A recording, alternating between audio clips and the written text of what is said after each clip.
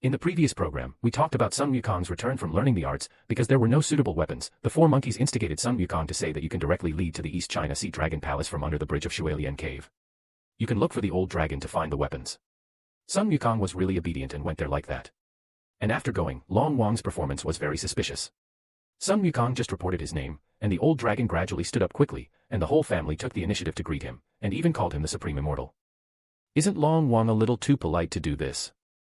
So, from this point we can infer that Long Wang is very afraid of Sun Wukong, and even said that he wants to flatter Sun Wukong.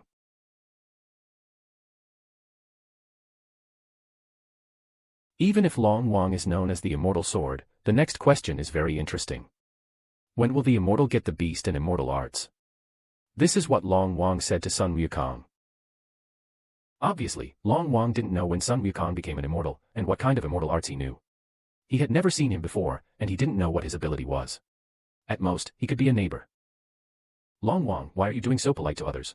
After all, you're the Dragon King of the East China Sea. The other party is just a monkey.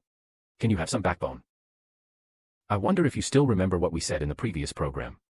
Before Sun Wukong entered the Water Curtain Cave, there was someone in the Water Curtain Cave, and this person might have escaped through the waterway under the Tiaban Bridge.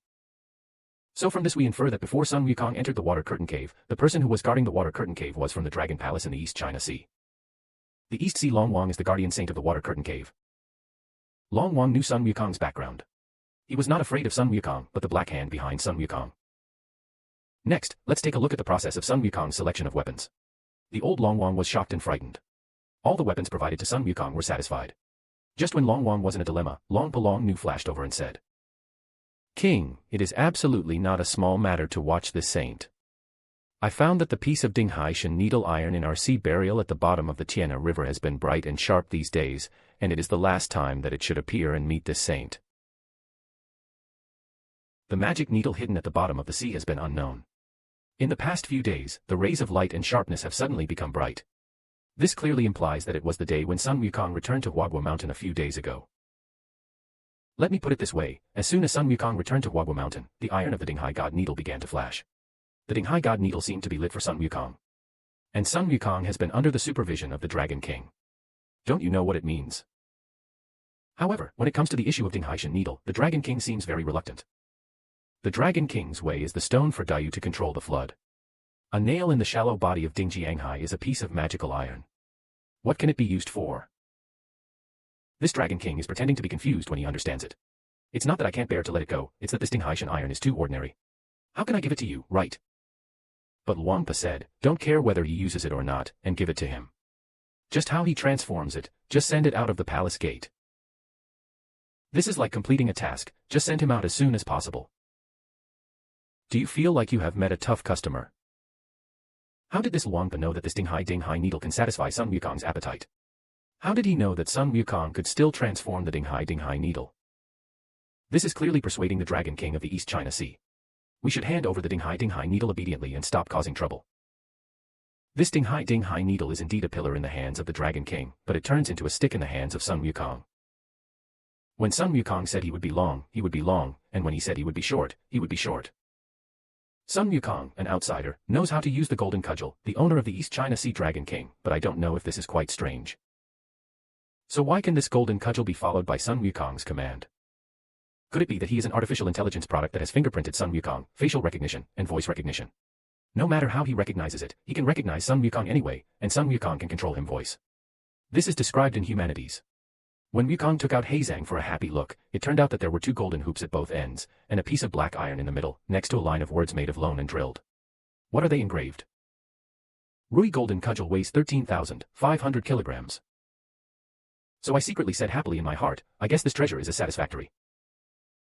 The name of this Rui golden cudgel was not given by Sun Wukong, but was originally engraved on it. So now the question is, isn't it Dinghaishan? Why is there another name?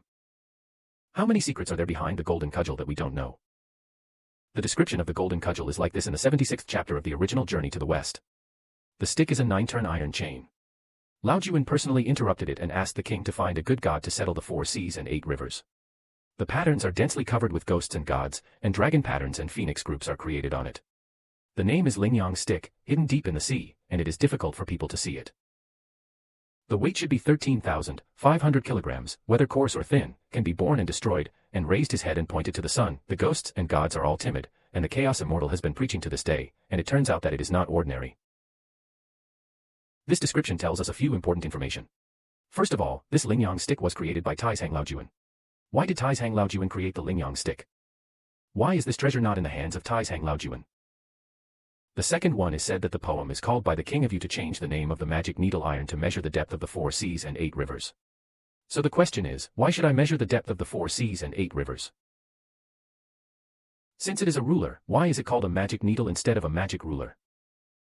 It is clearly a ruler, so why not call it the 2 seas but Dinghai? And what are the patterns that are densely covered with ghost nerves? They create dragon patterns and phoenix groups, raise their hands and point the sun, and the ghosts and gods all over the world are timid. There is no scale on a ruler, but it is a dragon-patterned phoenix text that makes ghosts and gods scared. Is this a ruler? It is clearly a weapon.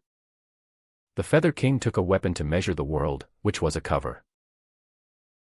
The real function of the Dinghaishan needle is not the 2 seas at all, but the Dinghai, which is the symbol of the rule of the heaven in the 4 seas.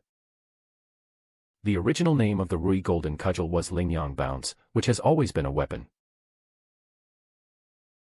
It is the Lingyang stick and the Dinghaishan needle iron. Why has it changed its name to the Rui golden cudgel?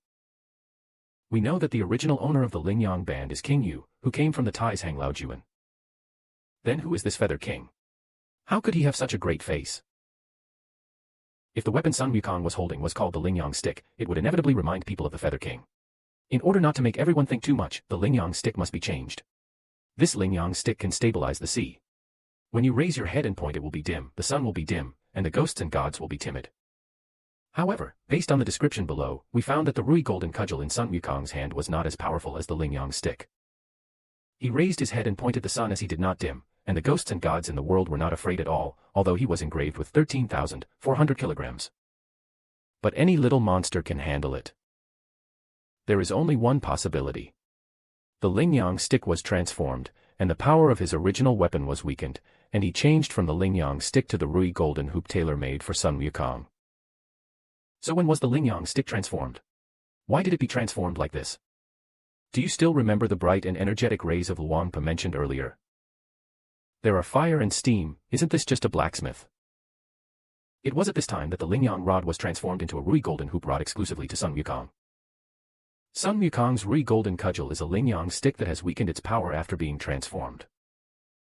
So the question is, who is the Iron Thug who transformed the Lingyang band?